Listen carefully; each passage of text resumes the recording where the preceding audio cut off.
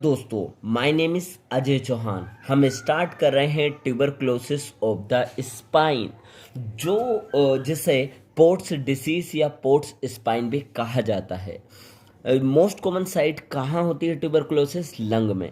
अगर हम बात करें मस्कुलो स्केलेटल सिस्टम में, तो मोस्ट कॉमन साइट होती है spine. Second most common site क्या होती है? हिप। अच्छा, स्पाइन मोस्ट कॉमन साइट होती है मस्कुलोस्केलेटल सिस्टम में, तो स्पाइन में कौन सी स्पाइन? तो डोर्सो लंबर रीजन को ये अफेक्ट करती है। डोर्सो लंबर मतलब थोरोको लंबर रीजन को। आगे यदि हम देखें कि ये जो वर्टिब्रा का लोअर सेगमेंट हाफ होता है और जो लोअर वर्टिब्रा का अपर हाफ होता है और जो वर्टिब्रल डिस्क होती है, उसकी ब्लड सप्लाई सेम होती है। क्यों? क्योंकि ये सेम स्क्लेरोटोम से बनी है। आगे हम देखेंगे कि क्या पैथोलॉजी होती है। तो जो प्राइमरी सेंटर होता है वो कहाँ होता है? लंग। तो ये जो स्पाइन की टीबी होती है वो हमेशा सेकेंडरी होती है। टाइप की बात की जाए तो ये अलग अलग टाइप की होती है। देखो, इसमें जो वर्टिब्रल डिस्क है उसके अराउंड यदि इन्वॉल्व होता है तो इसे पेराडिस्कल कहा जाता है, जो कि मोस्ट कॉमन टाइप है। इसके अलावा वर्टिब्रल जो बॉडी है उसके सेंटर को अफेक्ट करती है, तो इसे सेंट्रल टाइप बोलते हैं।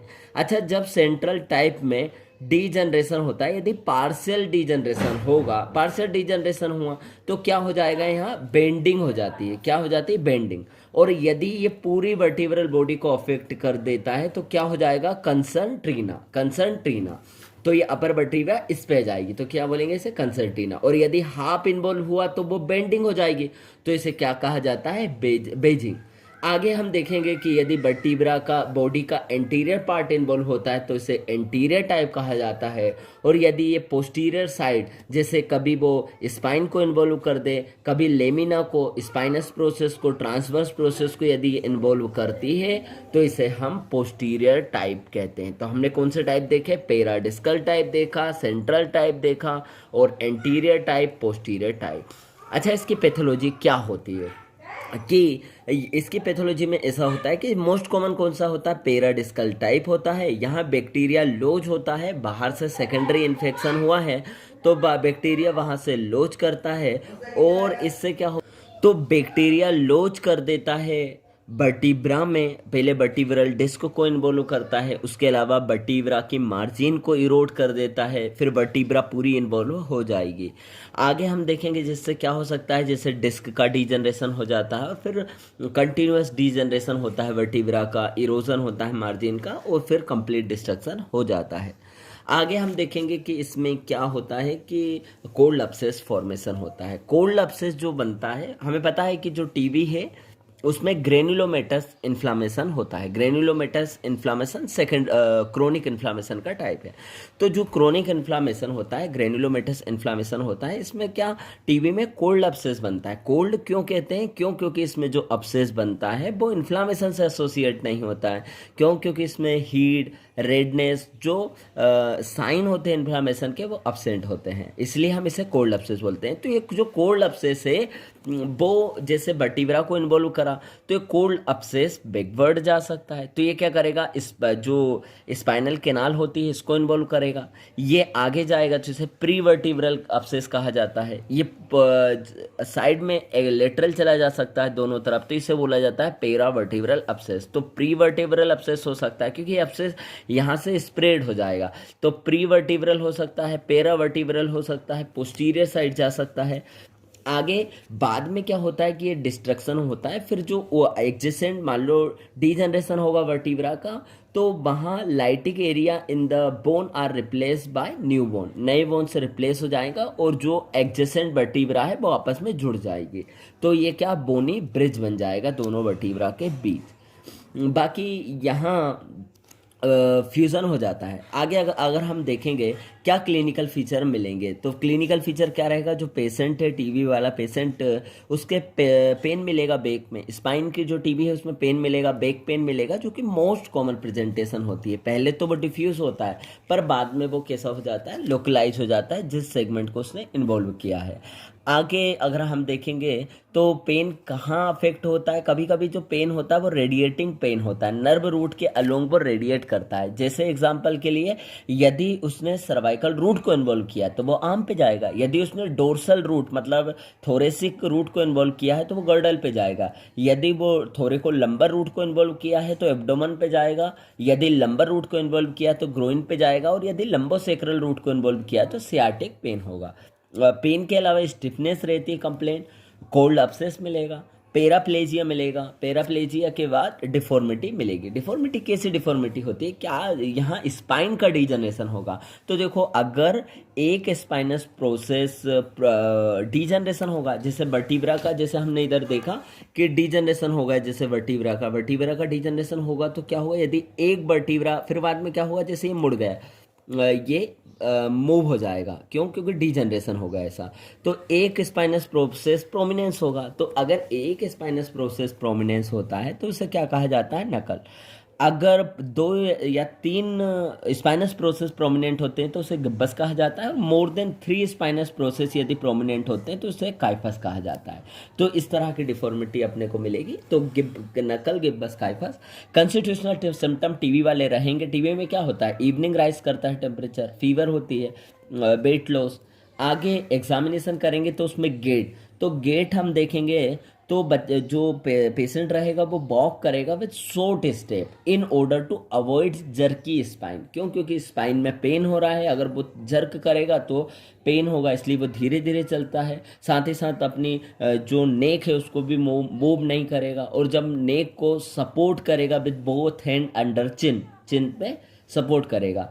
एटीट्यूड और डिफॉर्मिटी की बात की जाए तो वो स्ट्रेट रखेगा अपनी नेक को। क्यों, क्योंकि मूवमेंट नहीं कराना चाहेगा। उसके अलावा कैसी डिफॉर्मिटी, गिब्बस, काइफस, नकल, ये हम डिफॉर्मिटी पढ़ चुके हैं। आगे इसमें क्या मिलता है कि अपसेस। अभी हमने क्या बात करी थी कि अपसेस मिलता है, कहाँ कहाँ जाता है वो। अपसेस जो होता है वो एंटीरियर जा सकता है तो प्रीवर्टेब्रल अपसेस, साइड में जाएगा तो क्या हो जाएगा, पेरावर्टेब्रल अपसेस। वो पोस्टीरियर भी जा सकता है, वो किसको इन्वॉल्व कर देगा, स्पाइनल कैनाल को, तो स्पाइन को इन्वॉल्व कर सकता है। आगे हम देखेंगे कि जो कौन सी वर्टिब्रा को, मतलब ये तो अपन ने बोल दिया प्री वर्टेब्रल है। अच्छा, यदि वो सर्वाइकल के आगे है तो उसका नाम क्या हो जाएगा, रेट्रोफेरिंजियल अपसेस। क्यों, या तो मैं बोल दूं प्री वर्टिब्रल अपसेस वर्टिब्रा के आगे, या फिर मैं बोल दूं ईसोफेगस के पीछे। तो ये क्या हो जाएगा, रेट्रोफेरिंजियल अपसेस। साइड वाले को पेरावर्टिब्रल अपसेस बोलते हैं। थोरेसिक स्पाइन में क्या हो जाएगा, थोरेसिक जगह पे आगे क्या होती है, मीडियस्टर्नम, तो उसका अपसेस हो जाएगा मीडियस्टर्नल अपसेस। और साइड वाला हो जाएगा पेरावर्टेब्रल अपसेस। लंबर स्पाइन की यदि हम बात करें तो लंबर स्पाइन के आगे वाला प्रीवर्टेब्रल और ये पेरावर्टेब्रल अपसेस बनते हैं। आगे अगर हम एग्जामिनेशन करेंगे तो साइन में हमें क्या एग्जामिनेशन साइन मिल सकते हैं, देखो भैया टेंडरनेस मिल सकती है अपने को। टेंडरनेस बेसे जब हम प्रेस करेंगे जो वर्टिब्रा के जो स्पाइनस प्रोसेस को, उसे साइड टू साइड प्रेस करेंगे तो टेंडरनेस मिलेगी। मूवमेंट को हम जरूरी नहीं उसे एलिसिएट कराएं, क्यों, क्योंकि ये पेनफुल स्पाइन है ऑलरेडी। न्यूरोलॉजिकल एग्जामिनेशन करेंगे। न्यूरोलॉजिकल में क्या क्या करते हैं, मोटर, सेंसरी, रिफ्लेक्स का एग्जामिनेशन करेंगे। रेडियोलॉजिकल एग्जामिनेशन, एक्सरे एग्जामिनेशन करेंगे। तो हमें एक्सरे में क्या मिलेगा, डिस्क जो स्पेस होती है वो रिड्यूस हो जाएगी। तो जैसे वर्टिब्रल डिस्क है, ये वर्टिब्रा है, ये वर्टिब्रल डिस्क है, ये वर्टिब्रल डिस्क, तो डिस्क स्पेस क्या हो जाएगी, कम हो जाएगी। आगे अपन बोलते हैं ये अर्लीस्ट साइन और more common presentation, earliest sign in more common paradiscal type of tuberculosis. Destruction of the vertebral body का डिस्ट्रक्शन मिल सकता है। अपन ने देखा था ना, वर्टिब्रल बॉडी का डिस्ट्रक्शन होगा, उससे क्या होगा, वेजिंग हो सकती है, कंसर्ट्रीना हो सकती है। आगे अगर एविडेंस ऑफ द कोल्ड अपसेस के एविडेंस हमें मिलेंगे, कैसे एविडेंस मिलेंगे, अपने को दिख जाएगा कि यदि पेरावर्टिब्रल अपसेस है, जैसे ये पेरावर्टिब्रल अपसेस है तो वो साइड में रहेगा, तो कैसे डिफॉर्मिटी आ जाएगी, ऐसा अपसेस की वजह से ये फ्यूजिफॉर्म। तो अपना फ्यूजिफॉर्म पेरावर्टिब्रल अपसेस दिखेगा, जिसे बोलते हैं वर्ड नेस्ट अपसेस। आगे वर्ड नेस्ट अपसेस आगे जाएगा। बाइंडिंग मिल सकती है मीडियस्टर्नम में, अपने को बाइंडिंग मिल सकती है। आगे अपने को क्या मिलेगा, रेट्रोफेरिंजियल अपसेस मिल सकता है। आगे हम देखें और क्या इन्वेस्टिगेशन करवाएंगे, सीटी स्कैन, अगर इन्वेस्टिगेशन ऑफ चॉइस पूछे तो एमआरआई, गोल्ड स्टैंडर्ड इन्वेस्टिगेशन पूछे तो सीटी गाइडेड निडल बायोप्सी। उसके अलावा हम टीबी को कंफर्म करने के लिए टीबी वाली डायग्नोसिस के लिए हम क्या करेंगे, सीटी स्कैन करेंगे। और इन्वेस्टिगेशन ऑफ चॉइस क्या है, एमआरआई, और जो गोल्ड स्टैंडर्ड इन्वेस्टिगेशन है वो सीटी गाइडेड निडल बायोप्सी है। उसके अलावा ट्यूबरकुलोसिस को कंफर्म करने के लिए हम ESR, ESR, RT-PCR, Mantoux test, ELISA, tubercular antibody और एक्सरे चेस्ट कराएंगे ताकि देखेंगे प्राइमरी फोकस तो नहीं है। आगे ट्रीटमेंट के लिए क्या है, मेन ट्रीटमेंट है एंटी ट्यूबरकुलर ड्रग है। उसके अलावा हम स्पाइन की केयर करेंगे, यदि स्पाइन डैमेज हो गई तो हम बेड रेस्ट करेंगे फॉर रिलीफ पेन, और हम मेनेरवा जैकेट यूज़ करेंगे। उसके अलावा ASH ब्रेस अप्लाई किया जाएगा फॉर द डोर्सोलंबर स्पाइन। और उसके अलावा ट्रीटमेंट ऑफ कोल्ड अपसेस में एस्पायर करेंगे अपसेस को, पस को एस्पायर करेंगे बाय थिक निडल यूज़ करेंगे, एंटी ग्रेविटी इंसर्शन करेंगे निडल को जिग जैग टेक्निक द्वारा, और इवेक्यूएशन करेंगे पस का, और बुंड को क्लोज करेंगे विदाउट एनी ड्रेन। अच्छा, जो पायोजेनिक अपसेस होते हैं उसमें हम ऑलवेज ड्रेन को लेफ्ट करते हैं, जबकि ट्यूबरकुलर अपसेस में ड्रेन लेफ्ट नहीं करना है। क्या कॉम्प्लिकेशन हो सकती है पोर्ट्स स्पाइन की? कोल्ड अपसेस हमने देखा है ये मोस्ट कॉमन कॉम्प्लिकेशन होती है, और न्यूरोलॉजिकल कंप्रेशन हो सकता है। तो ये हमने कंप्लीट करा पोर्ट्स स्पाइन। Thank you.